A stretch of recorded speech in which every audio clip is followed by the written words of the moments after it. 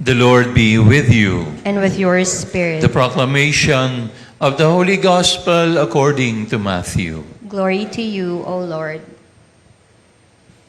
Jesus said to his disciples, "The kingdom of heaven is like a treasure buried in the field, which a person finds and hides again, and out of joy goes and sells all that he has and buys that field.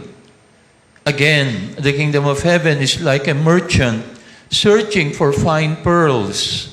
When he finds a pearl of great price, he goes and sells all he has and buys it.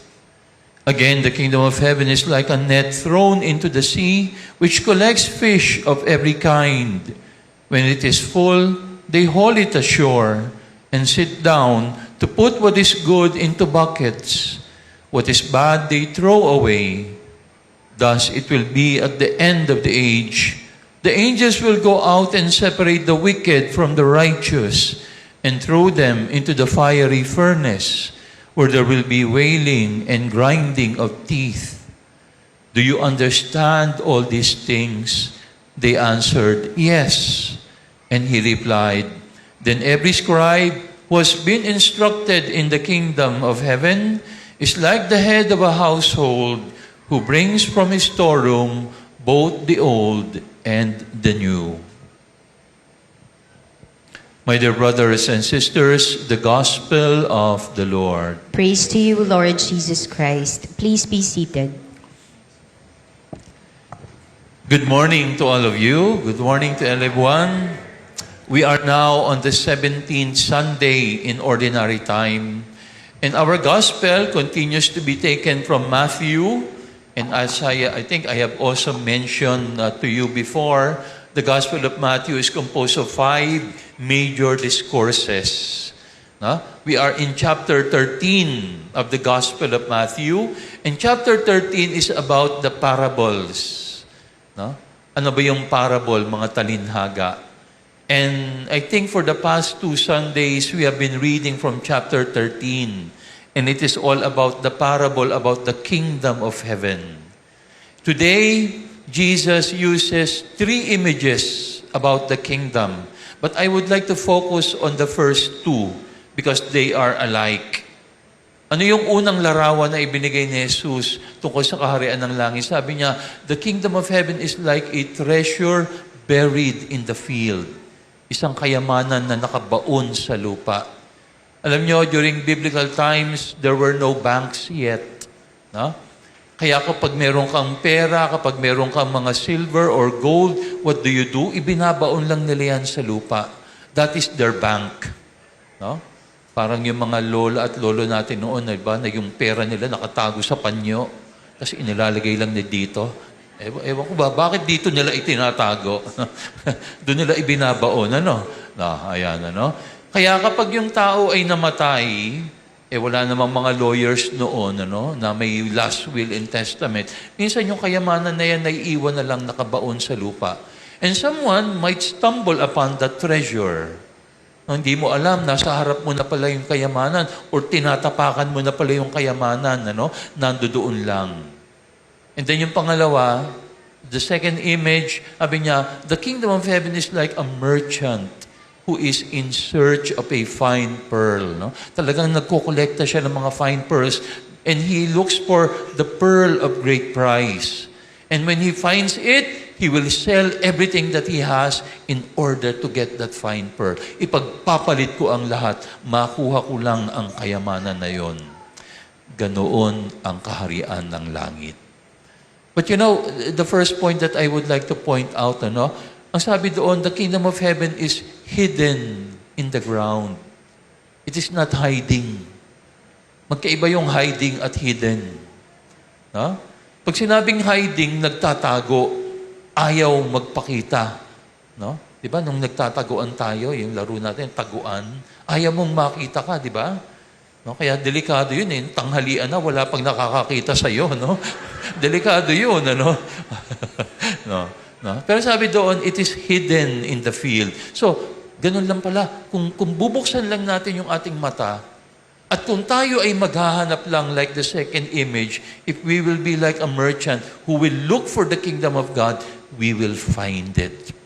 And hopefully, when we find the kingdom of heaven, we will be ready to give up everything just to have that fine pearl.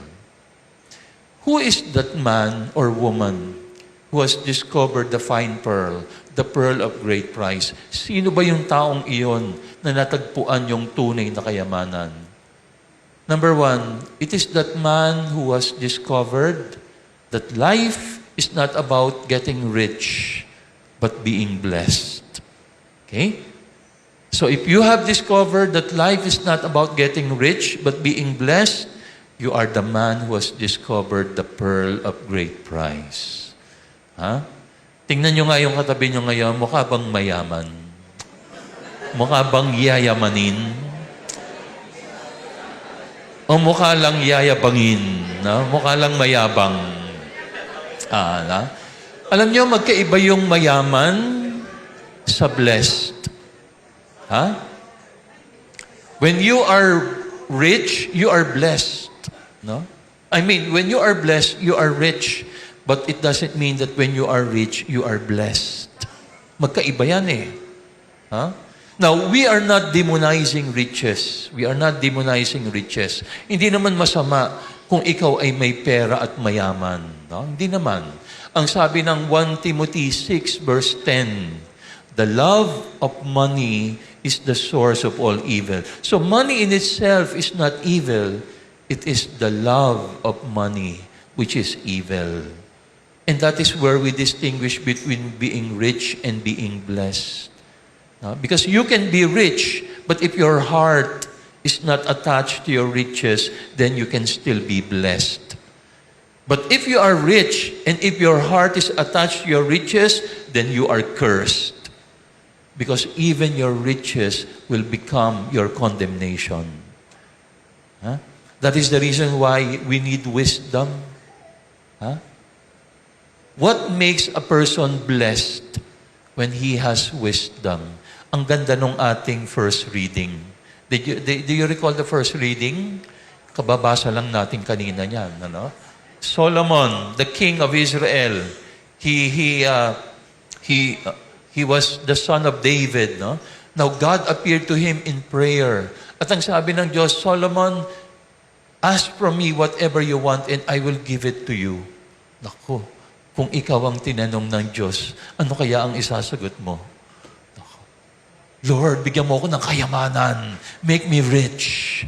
Baka, malamang ganun ang sasabihin ko, Lord, make me rich. But what did Solomon say? Lord, give me wisdom. Not riches. Ang sabi niya, give me wisdom. Now, sino sa atin ang hihingi nun? Why wisdom? Because when you have wisdom, you will sabi ni Solomon, so that I can distinguish what is good from evil, I can distinguish what is right from wrong. And that will make you blessed. When you can distinguish right from wrong and good from evil, then you are blessed. And then our response for our psalm, anong sinabi? Ano yung sagot natin kanina?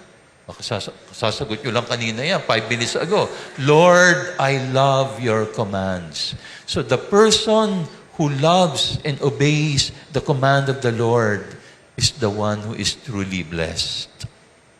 Kasi ang sabi doon, the law of the Lord is perfect. It revives the soul. It gives wisdom to the simple.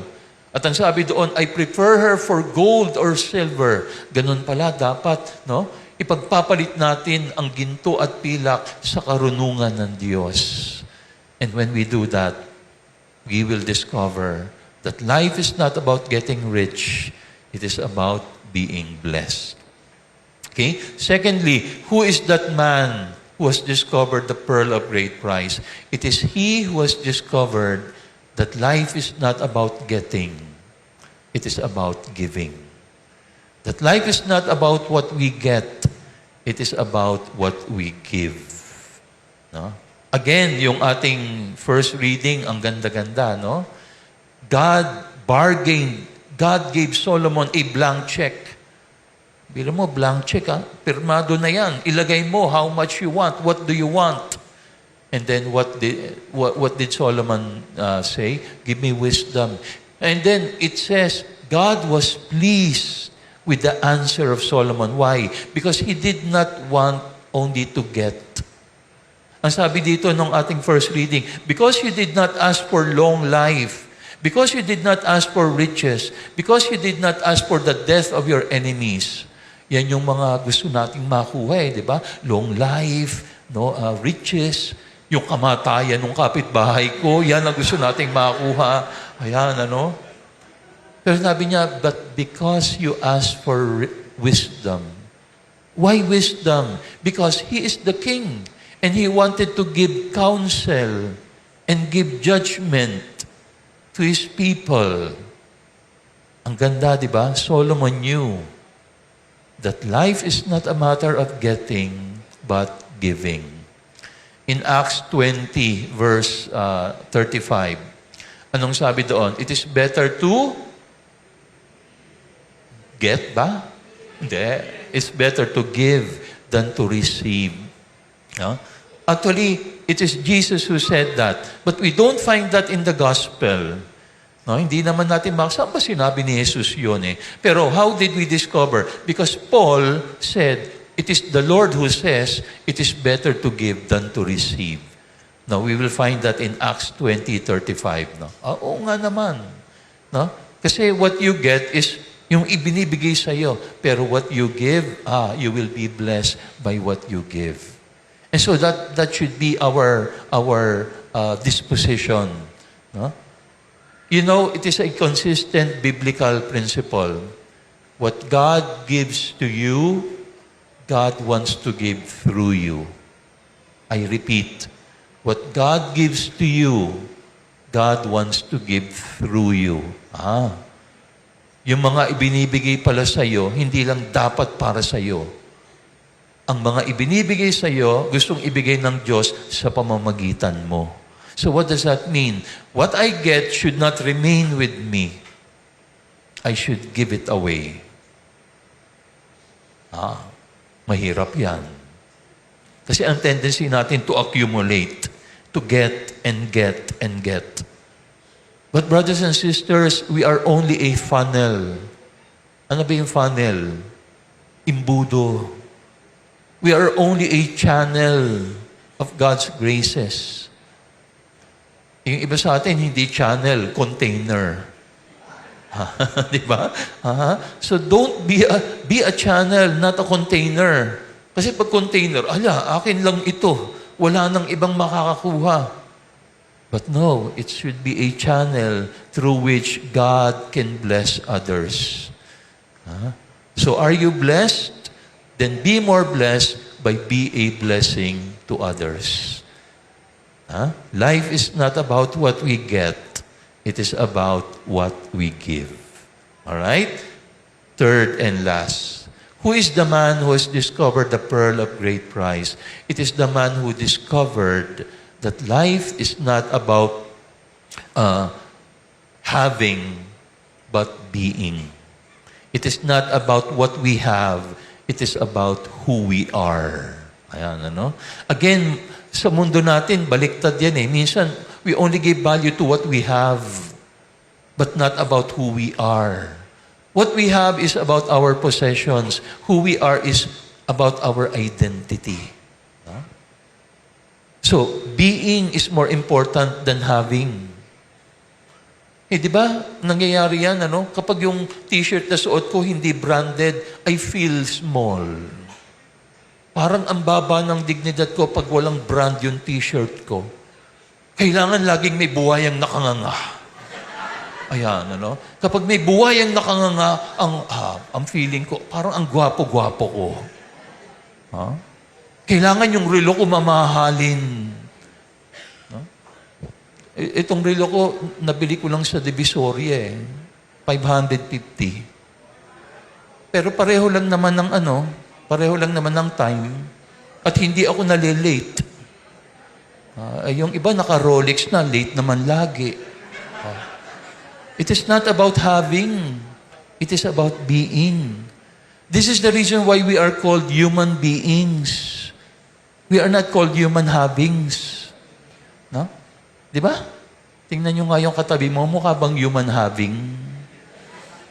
O mukha bang human being? Dapat we become human beings. Because what is more important is being, not having. It is who we are, not what we have. So brothers and sisters, today, Jesus tells us, the kingdom of heaven is a treasure hidden in the field. Search for that treasure and exchange everything that you have in order to have that treasure. But who is the man who has discovered that treasure? It is the one who has discovered that life is not about riches, but being blessed. It is not about being, it is not having, but being. And it is not about, ano yung pangalawa? Ano yun? Not about what we get, no? It is about what we give. So we pray for this grace as we continue our Eucharist. Amen.